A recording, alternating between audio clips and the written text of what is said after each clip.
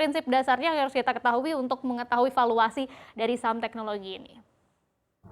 Iya, iya memang menarik sekali ya karena kita kan boleh dibilang di Bursa Efek Indonesia ini sedikit tertinggal lah daripada Mhm. negara-negara tetangga yang lain yang sudah lebih dulu punya saham-saham yang atau emiten yang berbasiskan dengan teknologi digital. Ya ini kemungkinan bisa akan terakselerasi ke depannya, terutama di tahun ini sudah ada satu startup unicorn yang listing dan ya semoga berguna jadi untuk tuntunan atau guidance ke depannya bagi investor yang pengen tahu mengenai bagaimana sih kita menilai atau melihat suatu emiten startup teknologi digital yang berhubungan dengan teknologi digital ini kira-kira layak atau tidaknya untuk dijadikan investasi. Tadi berdasarkan polling udah ada beberapa yang menyatakan pendapatnya itu Mhm. semuanya juga bisa dipertimbangkan Mhm. misalnya model bisnis dan juga penguasaan pangsa pasarnya masing-masing itu juga bisa dijadikan sebagai salah satu patokan untuk bisa menilai suatu perusahaan teknologi digital ini layak atau tidaknya untuk kita lirik gitu ya sebagai salah Mhm. satu peluang investasi ke depannya seperti itu. Next.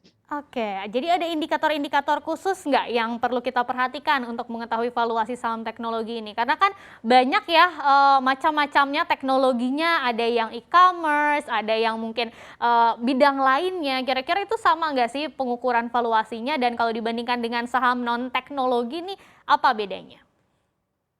Ya, jadi sebenarnya untuk menilai, boleh dibilang valuasi atau wajar enggaknya suatu harga saham, suatu emiten tertentu, itu sebenarnya sama aja metodenya antara saham Mhm. teknologi dengan yang non teknologi.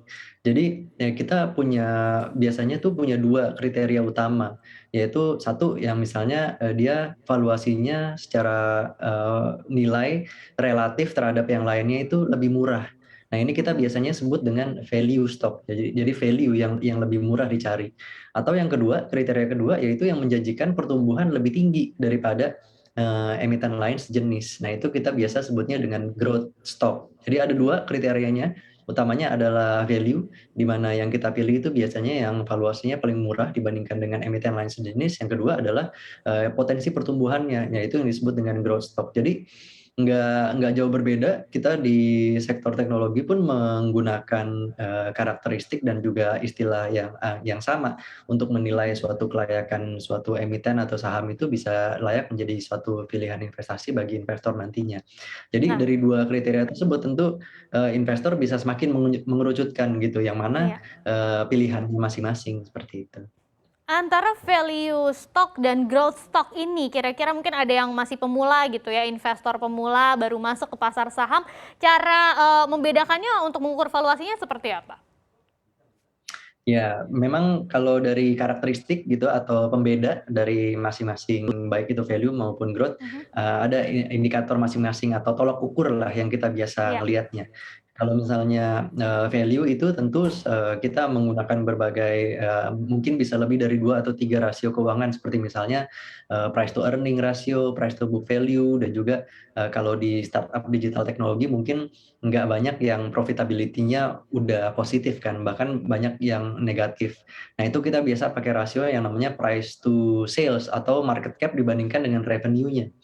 Itu juga, kurang lebih salah satu yang bisa dilihat. Atau kemarin Bukalapak menggunakan, valuasi yang namanya, market cap dibandingkan dengan total transaksi yang diproses atau total, proses transaction value proses. Nah, ini yang, salah satu yang juga kita bisa istilah-istilah baru yang mungkin kita bisa lebih kenali lebih lanjut, lebih familiar.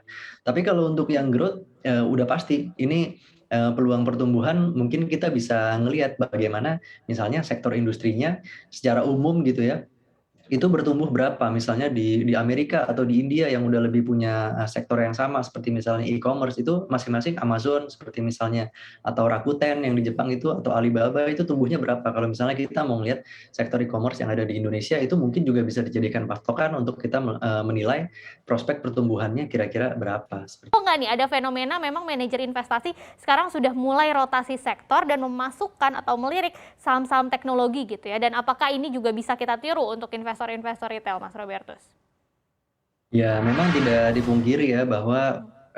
bahwa memang ya investor institusi, terutama para manajer investasi, baik itu pengelola reksadana maupun asuransi, unit link, itu udah mulai melirik sektor digital teknologi. Karena, mungkin di tahun ini peluangnya lebih besar ya, karena kemarin, pada waktu terjadinya pandemi, udah diakselerasi gitu ya penggunaan teknologi digital, oleh baik itu masyarakat secara luas maupun perusahaan-perusahaan banyak yang sudah mulai mengadopsi perkembangan digital teknologi. Sehingga nggak ada cara lain untuk bisa suatu fund manager atau manajer investasi itu untuk bisa, memperoleh exposure lebih tinggi, ke dalam saham-saham yang termasuk dalam kategori digital teknologi. Pun demikian halnya kalau misalnya berpatokan, ya kita melihat pada yang udah terjadi di negara-negara lain yang lebih maju seperti misalnya Amerika udah punya, indeks sendiri yang namanya Nasdaq atau bursa sendiri bahkan yang namanya Nasdaq itu semua, emiten isinya yang berbasiskan teknologi digital. Demikian juga dengan India, India juga sudah mulai banyak marak, startup teknologi digital yang udah listing di sana. Selain juga Hong Kong dan juga negara lain seperti Korea banyak, bank digital di sana yang juga bermunculan.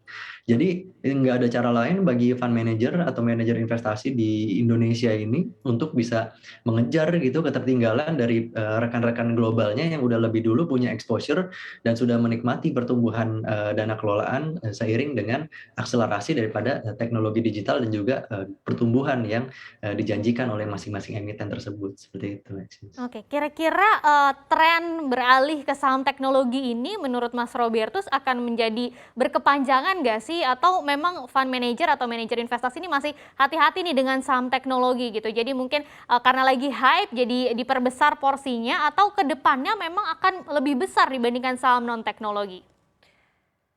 Ya, saya kira karena ini, sektor yang masih baru Mhm, dan juga ya boleh tadi dibilang, masih hype ya gitu, iya mungkin ada juga faktor-faktor untuk memanfaatkan momentum. Faktor memanfaatkan momentum ini juga penting untuk kita miliki kalau kalau ingin sukses, berinvestasi di pasar modal. Karena, pada saat momentum itu sedang muncul, sedang berlangsung, tentu kita, pandai-pandai untuk bisa menaiki ombaknya gitu. Nah, ini juga tentu yang salah satu menjadi pertimbangan para investor institusi yang juga mungkin kita bisa lirik juga sebagai investor retail domestik. Sekarang kan, lebih mendominasi ya justru investor retail domestik itu lebih dari 50% porsi dari, iya. transaksi harian sekarang katanya. Jadi, bahkan yang investor institusi dan asing tuh kalah, porsi untuk nilai transaksinya. Jadi, ya kita juga, bisalah untuk bisa memanfaatkan peluang di sini, karena peluang pertumbuhannya ada dan juga kita juga bisa melihat beberapa yang masih menjanjikan value juga, seperti itu, Alexis. Jangan lupa untuk menginstal aplikasi CNBC Indonesia yang tersedia di App Store dan Play Store untuk terus mengikuti perkembangan berita ekonomi dan bisnis terkini.